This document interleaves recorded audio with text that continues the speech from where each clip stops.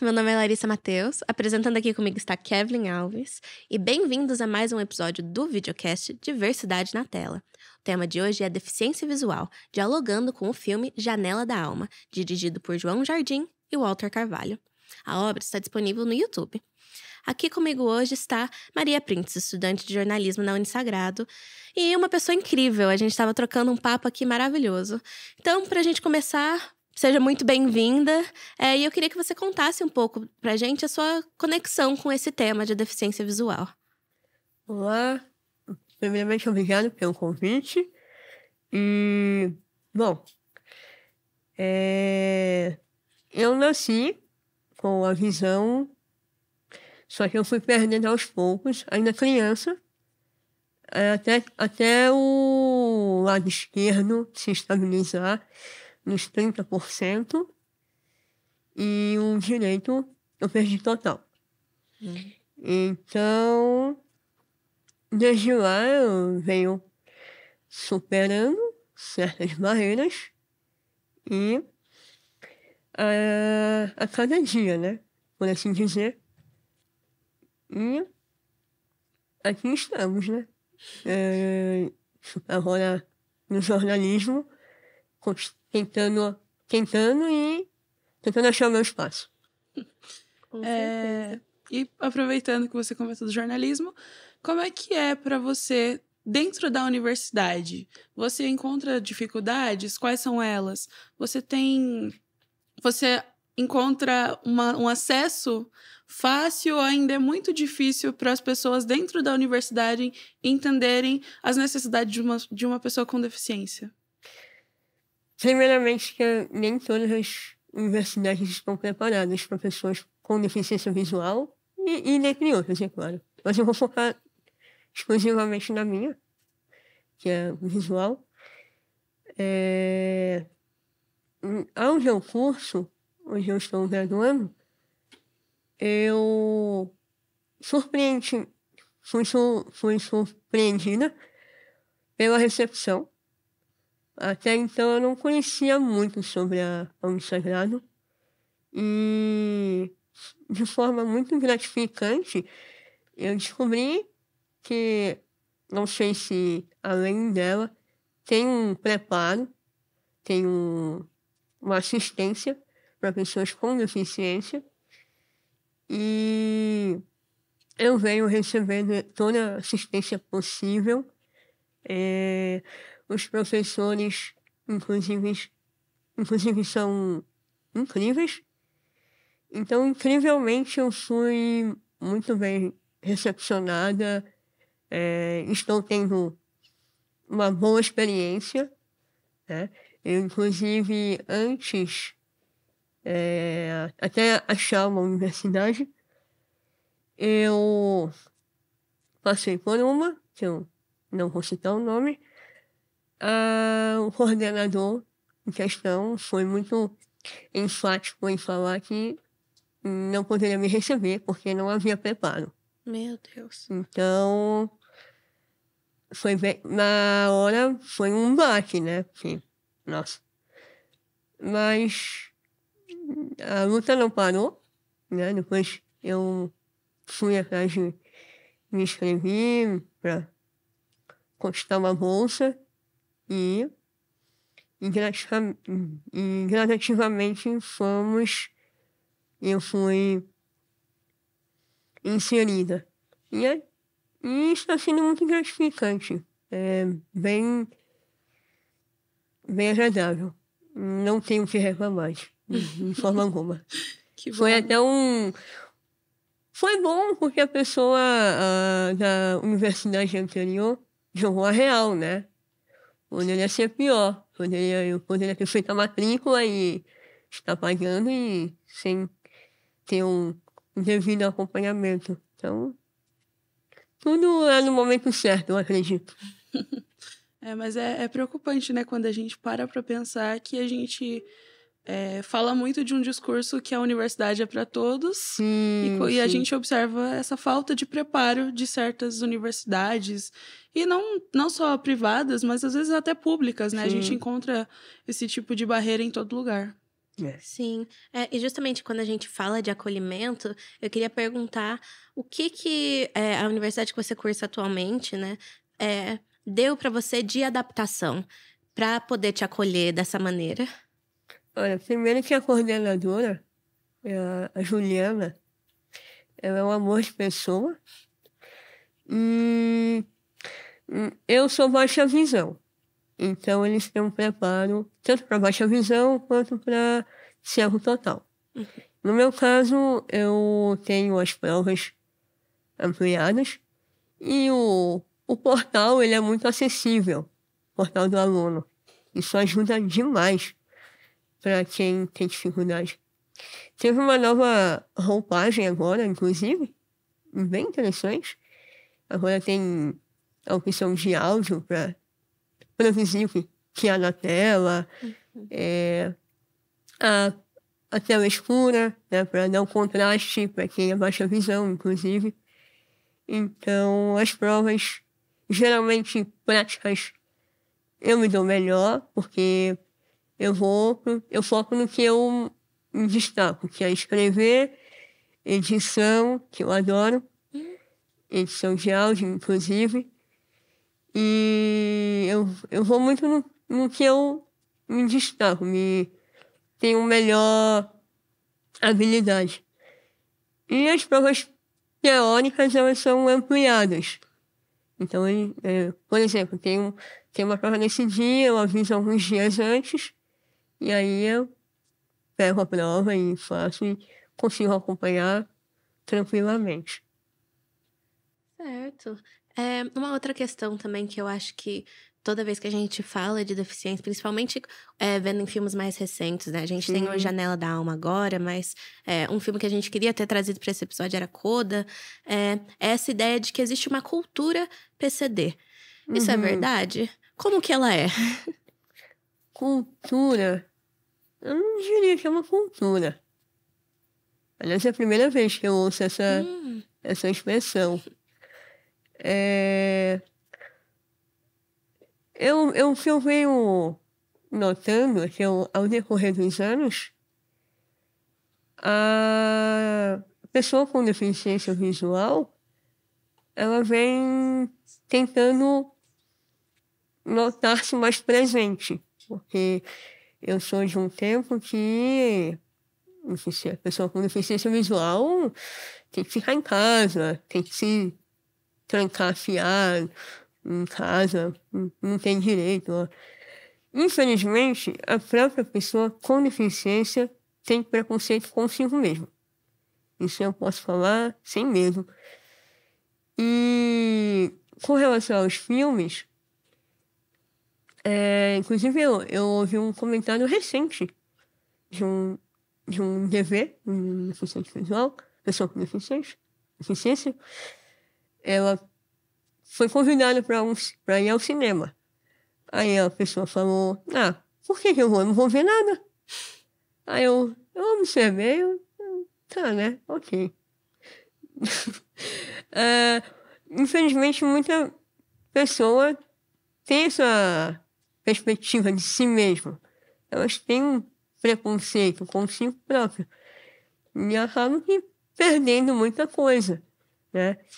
E com os avanços tecnológicos, poxa, tem áudio, né? Você pode... Sim.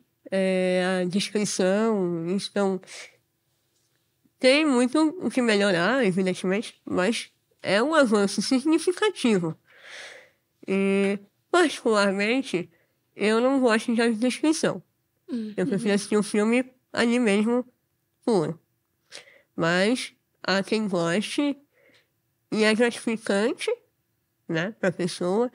Tem um portal fantástico também, não sei se eu posso falar. Pode. Que é o portal Cegos Brasil, que ele é voltado para séries, eles atualizam direto, séries eles produzem audiodescrição. E é bem legal, para quem quiser dar uma pesquisada, Cegos Brasil é uma ótima indicação. Acho que você falou da cultura, né? Sim. É a primeira vez que eu ouço falar nesse termo. Mas eu noto que, como eu frisei, as pessoas com deficiência elas estão se dando mais valor, né, ao decorrer dos anos. E qual a importância, Maria, dessa representatividade no audiovisual?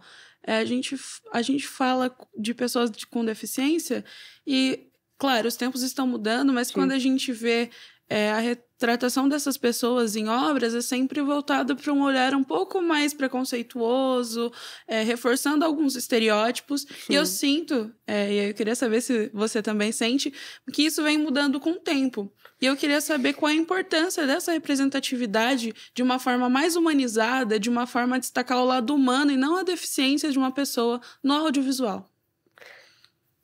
Ainda tem esse estigma, né? É o famoso estigma. Eu vejo um grande avanço nesse sentido. As pessoas estão dando maior...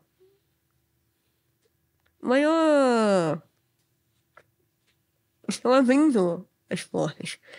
Tem um exemplo muito legal da Microsoft. Eles estão sendo muito cuidadosos, não vendo só o lado mais preconceituoso, mas eles estão vendo o lado muito humano. Eles estão tendo um zelo com os produtos de audiovisual, de descrição, inclusive.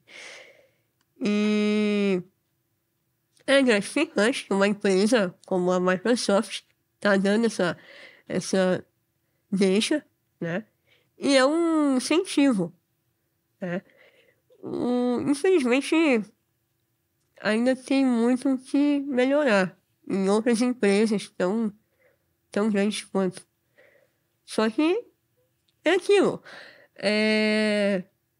Eu sinto que, em parte, as pessoas com deficiência, elas têm que botar a cara. Porque a gente nota um certo atraso, em alguns sentidos, de ir atrás de um produto para você compreender melhor, para você ter um... Mas acho que está melhorando, de certa forma. E é importante que não pare, né? Sim, de melhorar sempre, com que a gente certeza. continue. E como que a gente pode fazer para conscientizar as pessoas? Por exemplo, a gente fala muito do letramento, que é importante, porque muitas pessoas, elas têm preconceito, elas se assustam com aquilo que elas não conhecem. Sim. Como é que a gente faz para conscientizar essas pessoas, que não são pessoas com deficiência, a também lutar por esse espaço dessas outras pessoas, para entender que nós somos todos... Nós estamos ali, todos na mesma página, todos querendo a mesma coisa. Bom, já está tendo uma tentativa, né? Uma tentativa produtiva, inclusive, que é o Dia da Conscientização da Pessoa com Deficiência, não só visual, mas em geral, que é dia 20 de setembro. E é um passo bem interessante. Está tendo, inclusive em mercado de trabalho, um devido cuidado, dando vez, né, para a pessoa com deficiência. É um trabalho de formiguinha, né? Você vai ali, um pouco aqui, mas está tendo um grande progresso. Eu acredito que sim, eu sinto isso. Eu sou de um tempo que eu me alfabetizei, por exemplo, numa escola só para pessoa com deficiência visual. Era na época ainda que não tinha a inclusão, né? Que a deficiência visual fica numa escola, os outros em escolas, entre aspas, normais. Até que surgiu a lei, eu não vou lembrar o ano agora, que foi implantada da obrigatoriedade da pessoa com deficiência estudar a escola regular. Eu lembro que a minha mãe, na época, ficou muito apreensiva, né? Era uma coisa nova para todo mundo, para os professores. E eu me alfabetizei no Braille, só que no segundo ano, como eu era baixa visão, sou baixa visão, eu passei a estudar de forma tradicional e, claro, com os devidos acompanhamentos, né, de ampliação e afins. Então, de lá para cá, está tendo um grande progresso. As pessoas estão dando vez. Elas estão vendo que a pessoa com deficiência visual, e em geral, tem tanta condição quanto uma pessoa que enxerga totalmente, tem todos os seus devidos sentidos. Justamente, antes da gente ter entrado nesse tópico, a gente estava falando um pouco sobre o poder do audiovisual, né? E o poder de ter a representação, a representatividade dentro dele. Mas também tem a importância de ter pessoas com deficiência atrás das câmeras. Maria, você no curso de jornalismo está podendo sentir isso na pele, né? Sim. Como que é você produzir o audiovisual sendo uma pessoa com deficiência visual? Olha, eu entrei no jornalismo, no curso, porque eu pensei, eu adoro escrever. Melhor você escrever em rádio. Eu pensei nisso. Eu tava com a mente muito fechada nesse negócio de rádio e escrever, né? Só que o jornalismo hoje em dia não é só isso mais. Ele é muito amplo. E no segundo ano, inclusive no semestre passado, eu vi lá na grade fotografia. Ai, caramba, me ferrei, vou ficar de DP, não sei. E, para minha grande surpresa, a professora que eu tenho, que foi de fotografia, a Érica, ela me mostrou uma outra visão. Você vê que eu volto naquela questão do preconceito, né? Porque na minha cabeça eu só ia mexer com áudio e escrever. Eu vou fazer fotografia, nem fotografar eu gosto. E a Érica, ela sentou comigo e falou, o quanto que você consegue ver? Aí eu expliquei para ela que eu chegava em estimativa de 30% do lado esquerdo. Ela falou, então você tem muito aí. E ela me deu um grande exemplo de um fotógrafo cego total. Eu falei, mas como assim, gente? Eu nunca tinha ouvido falar até então. Que é o Eugène Bascar. E eu fui olhar as fotografias, são incríveis.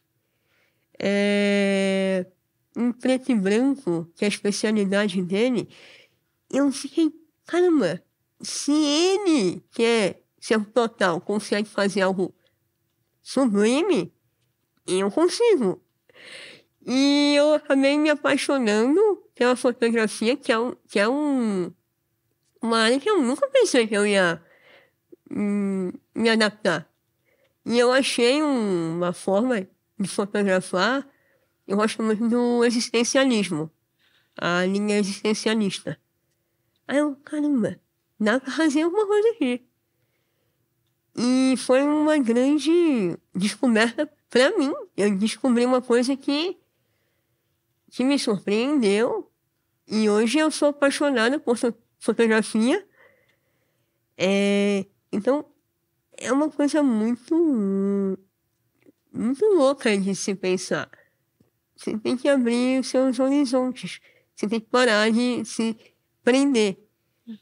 E isso é muito interessante, muito gratificante.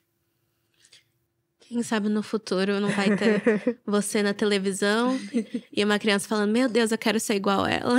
Inclusive tem um rapaz, ele é brasileiro, acho que ele é do Rio. Ele foi, acho que foi nas Olimpíadas. Ele é cego, ele é baixa visão também. E ele ganhou prêmio por fotografia. Eu, caramba, onde eles estavam, que eu nunca tinha ouvido falar. E foi justamente a Erika que me mostrou esse... Inclusive o filme que vocês citaram, eu conheci por ela, porque até então eu não conhecia. A Erika me apresentou o filme, eu, caramba, show. Ela me deu uma outra visão da fotografia. E isso é muito legal, eu me apaixonei. E até hoje eu tô fazendo minhas fotos e me divertindo, e é bem legal. Legal. Eu acho interessante isso, porque quando a gente pensa em diversidade, não é só na representatividade, mas também na produção, né? Na inclusão e consumir conteúdos feito por pessoas diferentes, que é só assim que a gente vai alcançar, de fato, a diversidade em todos os aspectos. A gente falou muito de inclusão, de acessibilidade, mas para a galera entender, para a gente destrinchar um pouco, eu queria que você falasse o que é, de fato, a inclusão. Como é que a gente alcança isso? Como é que a gente proporciona essa inclusão no dia a dia, na universidade, na rua, em todos os espaços que a gente tá presente a todo momento? Começando pela própria pessoa. Não tem jeito. Se ela não tiver um certo equilíbrio, uma força de vontade, ela tem que começar por si mesma. Mostrar que você está ali. Você não é só uma planta ali, parada ali. E mostrar primeiro para si que você consegue e mostrar depois para o mundo que você tem algo a somar, para somar ali com os demais. E só assim as pessoas vão notar isso. Claro, não vai ser coisa fácil, mas é começando pela própria pessoa, não tem jeito. Então seria um esforço conjunto. Sim, é um esforço extremamente conjunto ali. Mostrando por si e mostrando para o mundo que você consegue, e eles vão te ver de uma forma, caramba, né? Não é só como algumas pessoas veem, né? Infelizmente, mas tem uma parte ali que vê, olha, não é só um ceguinho, não é só, né? Então, tem um quê a mais ali. Então, é um esforço conjunto. É muito importante a gente ter também essa ideia de uma ação coletiva, né? Sim. Claro que tem o trabalho que vem de dentro, de autoaceitação, mas é trabalhando em conjunto que a gente consegue fazer a mudança verdadeira, né? Sim, com certeza. E a gente falou de acessibilidade dentro da universidade, nos filmes e nos espaços públicos. Você sente que tem essa adaptação e essa aceitação vindo de um lugar, de novo, um pouco mais institucional, para fora ali dos ambientes mais reclusos, como a escola, a casa, e assim, a praça, por exemplo, os lugares públicos? Minha conta é mais complicado, né? Porque acho que você fala das pessoas, entre as pessoas, ou em que sentido?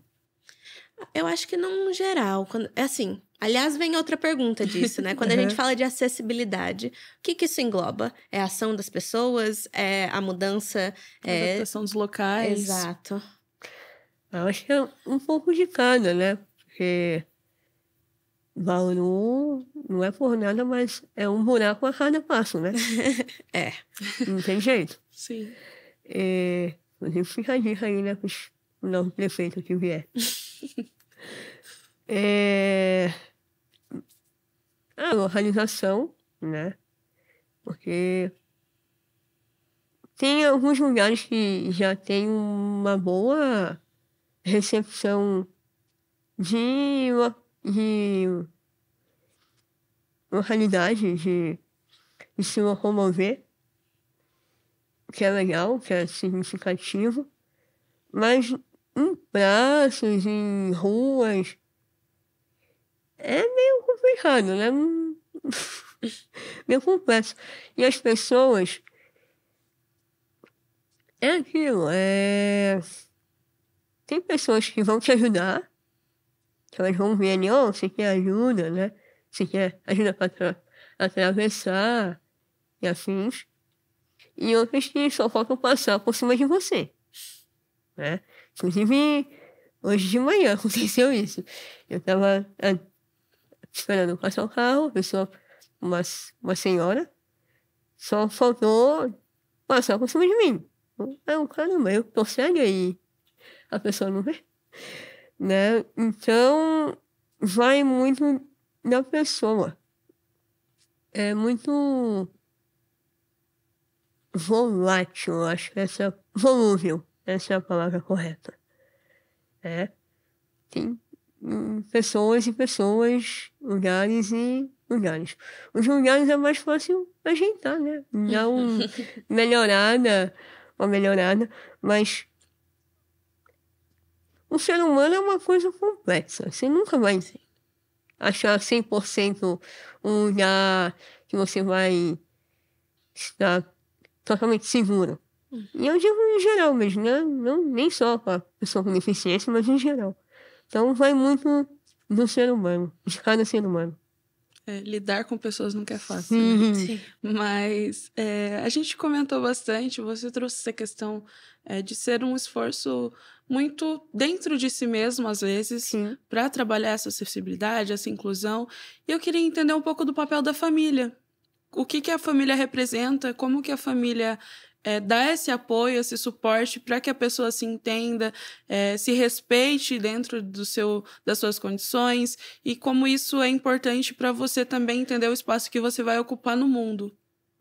É um papel extremamente primordial, porque a família ela pode te incentivar, como pode te segurar. Não por querer segurar, mas por medo. O meu pai, minha mãe, os meus pais, eles foram extremamente... Eles jogaram a real pra mim, você tem isso, você tem aquilo. Além da deficiência visual, eu tenho a questão física, né? Que é um outro ponto bem complicado. Mas você tem um mundo lá fora. Eles foram bem... Tanto é que na época minha mãe, como eu falei, ela ficou com medo, né, da nova lei. Achou legal e aquela apreensão, né? Só que eles falaram, você tem uma deficiência, você não está... Você só vai se isolar se você quiser. Né? Eles foram muito essenciais nesse ponto de me incentivar, mesmo com alguns percalços que vieram, foi extremamente necessário. Assim também como tem aquele outro ponto dos pais que não entendem, né? E acabar, sem querer, acabam privando o seu filho de conhecer o mundo, de estudar, de ter um certo conhecimento.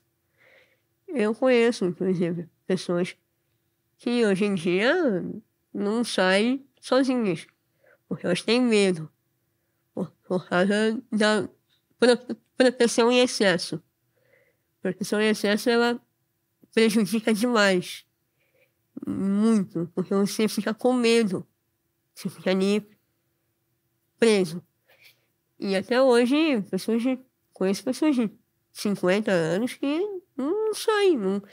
Elas, infelizmente, pararam no tempo devido à criação que tiveram. Então, o papel da família é muito importante.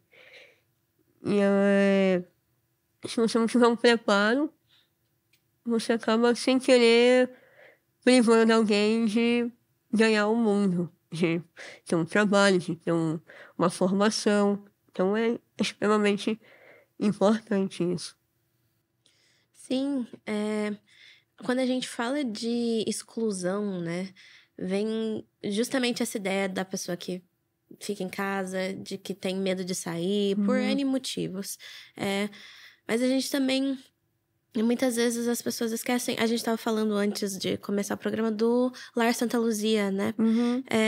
Que muitas vezes essa visão de exclusão, de que ninguém vai me entender, ninguém sente o que eu sinto, pode ser não podada, mas mudada quando a gente vê a construção de comunidades, de pessoas que têm qualquer tipo de identidade em comum, né? Qual que é o papel desses centros em que você encontra e conversa com pessoas que também têm deficiência visual? Bom, é algo que eu acho que para quem tem 2 pontos. Para quem nasce sem a visão, né? Ela em algum caso acaba ficando presa. E tem aqueles que já vão perder a visão depois de uma certa idade. Que para mim, eu tenho certeza que o baque é maior. Né? Imagina, você depois de 50 anos enxergando, você perde a visão, né? O baque deve ser muito mais intenso. E essas entidades, elas ajudam muito, porque elas vão te dar uma nova direção. Elas vão reestruturar você, né? Elas vão falar, olha, a vida ainda continua. Você perdeu a visão, mas ela continua, né?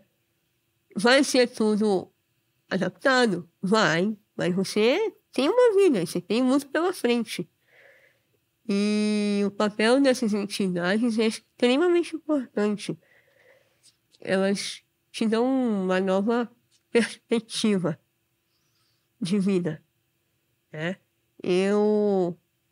Inclusive, a escola, eles têm a área de empalhamento, artesanato, e muita gente se encontrou nisso.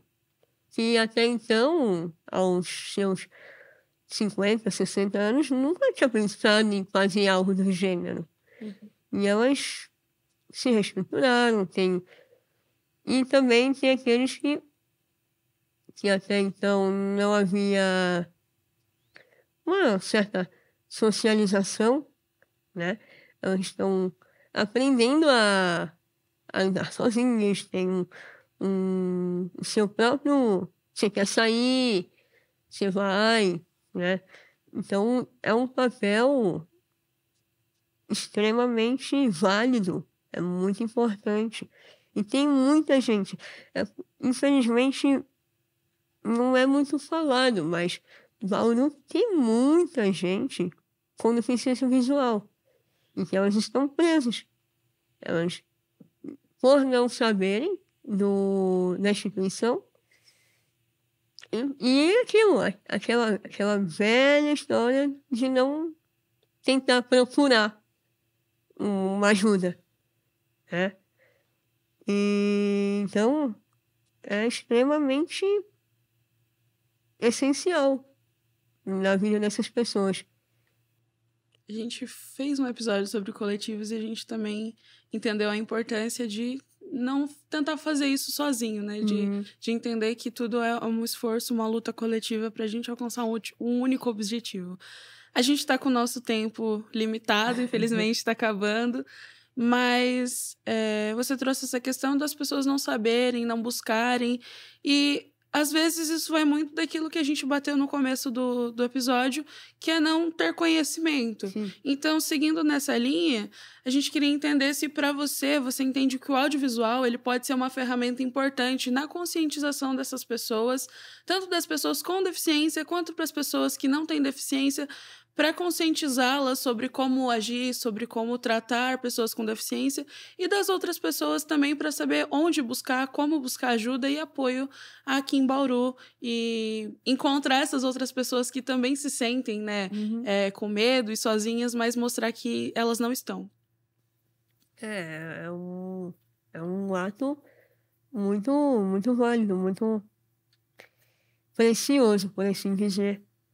Porque, inclusive, tem um projeto na universidade, eu até me inscrevi, que é de audiodescrição. E, geralmente, eu fico na consultoria. Eu dou uns auxílios, né?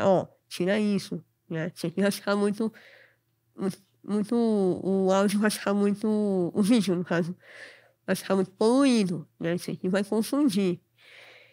E é legal porque tem pessoas lá, e essas pessoas que estão fazendo o projeto, elas enxergam totalmente, elas não têm nenhuma deficiência visual ou algo do gênero. A única lá nesse projeto sou eu. E eu me inscrevi justamente para dar uma força, né? Para dar um norte mais claro, né? E a iniciativa dessas pessoas, inclusive da coordenadora, que é a Leila, é muito grandioso. Porque você nota, olha só, eles estão notando que tem uma leva de pessoas que vão notar esse áudio, esse vídeo. E é por isso que eu digo que os avanços são significativos. Eu noto isso. E eu espero que não pare, que continue cada vez mais, que as pessoas consigam ter acesso ao maior acesso a esses produtos, porque eu estou acompanhando, e eles estão sendo produzidos com muito cuidado, com muito zelo, e dá trabalho. É bem trabalhoso. E não é fácil você tentar... Eu imagino que não é assim fácil você tentar descrever.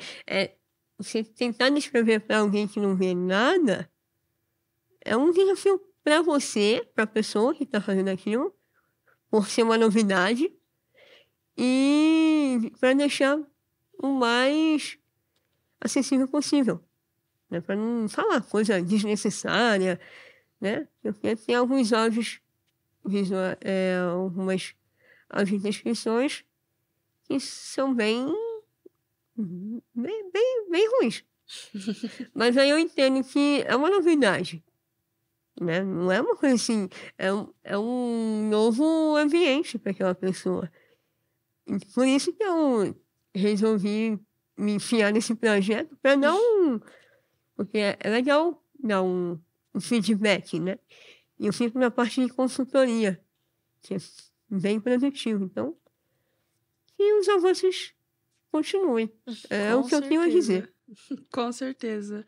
É até legal a gente ver vocês ocupando esses espaços, porque às vezes a gente tenta proporcionar essa inclusão, mas aí a gente não tem esse olhar sensível. Então, a importância de pessoas com deficiência ocupando esses espaços também vai para além de só representar ali, mas também entender e olhar com uma sensibilidade maior para o assunto. Fazer um trabalho de qualidade, né? Exato.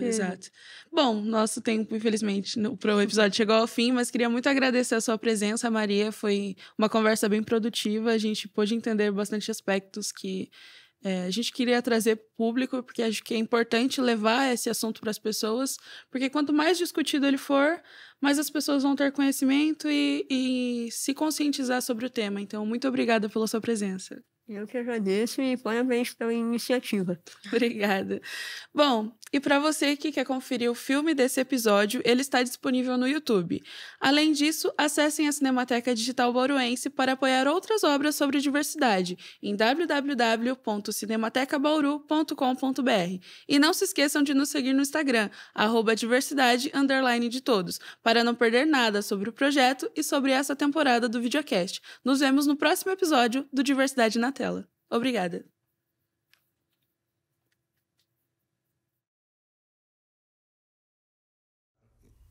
Eu digo que se o Romeu da história tivesse os olhos de um falcão, provavelmente não se apaixonaria pela Julieta.